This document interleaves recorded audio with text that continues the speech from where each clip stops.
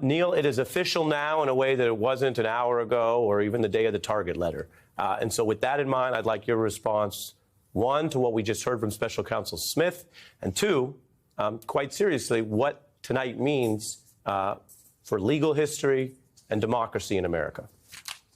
Ari, the gravity of this moment cannot be overstated. I mean, it is just unbelievable what we just saw with Jack Smith.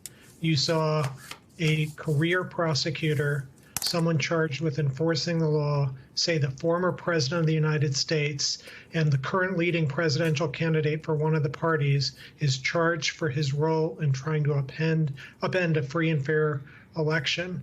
This is certainly the biggest legal case in our lifetimes. It is one of the biggest cases ever in the history of the United States. It is up there with Dred Scott. It is up there with Brown versus Board of Education because it goes to who we are as a people.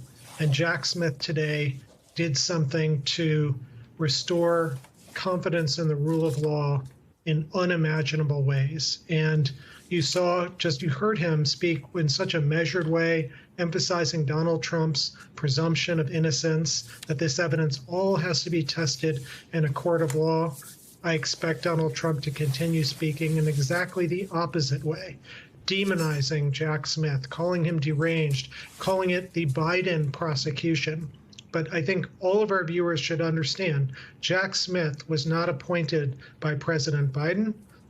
He was picked as an independent career prosecutor, and he's operating under special counsel guidelines that give him full independence to conduct this investigation in the way he wants to and charge who he thinks is warranted. So when you hear the attack on the Biden Justice Department going after Donald Trump, that is poppycock. This is an independent career prosecutor bringing some of the most grave charges imaginable because of what happened on January 6th. So I think Jack Smith has met the moment, and now it is up to this criminal trial to proceed with a very, very good judge, with Judge Chutkan, fair to both sides. And if Donald Trump is so convinced he's innocent, bring it on, put on your defense in a court of law, and let's see how it fares. Smith alleges that on January 6th, Trump made these false statements integral to criminal plans to defeat the federal government function, obstruct the certification, and interfere with others' right to vote and have their votes counted.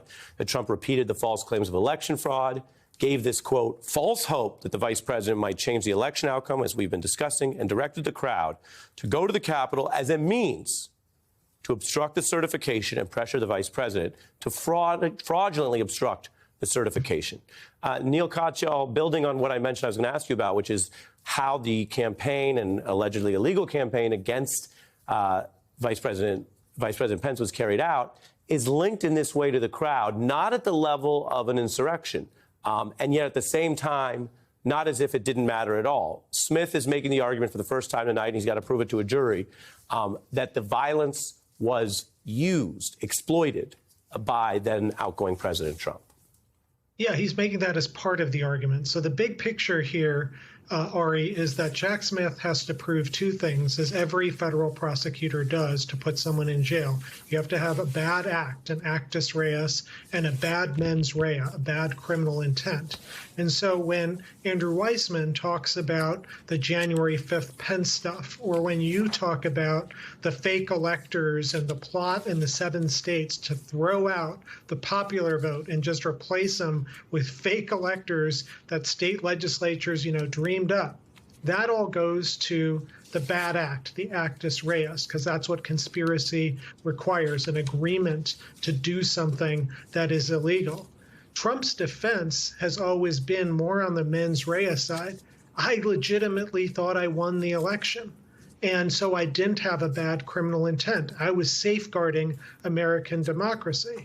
And that's where the other part of the detail in this indictment becomes so significant, both the part that you just flashed on the screen, as well as page after page of people going and saying to Donald Trump, you didn't win this thing. There's no way you won this thing.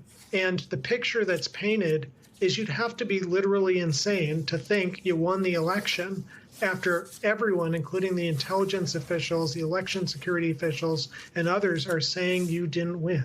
And so that's why you see both halves of this, both going to bad criminal intent and going to the bad criminal act.